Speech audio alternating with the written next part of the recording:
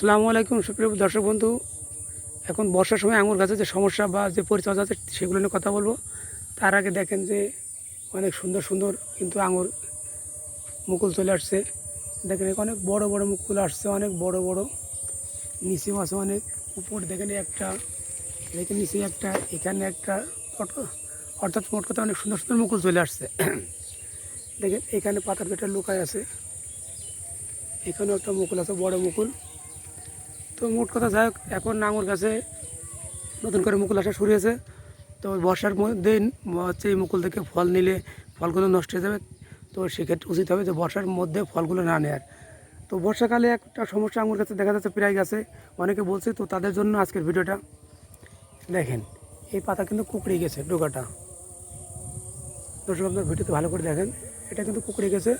তো এটা কিন্তু পচার আক্রমণ। দেখেন এটা তো সেম অবস্থা, একটু ধার ধার, একটু, এই দেখেন এই ডোকাটাতেও ভালো একটা ডোকাতে দেখেন বডিটা মসৃণ না, অর্থাৎ এটাতে পচার আক্রমণ শুরু হয়ে গেছে। এই ঘন বৃষ্টি হলে বৃষ্টির ফোঁটা ওখানে পড়ে একটা পচার আক্রমণটা হয়। তো পচার আক্রমণের জন্য আপনারা কপার জাতীয় যে কোনো একটা ওষুধ দিতে পারেন, খুবই হালকা পরিমাণে দিলে ইনশাল্লাহ আপনারা একটা ভালো রেজাল্ট পাবেন। এই সমস্যাগুলো থেকে আপনারা অবশ্যই পরিত্রাণ পাবেন। আর এটা হচ্ছে সপ্তাহের প্রথমে একদিন এবং সপ্তাহের শেষে একদিন, দুইবার স্প্রে করলে মোটামুটি ভালো একটা রেজাল্ট পাবে।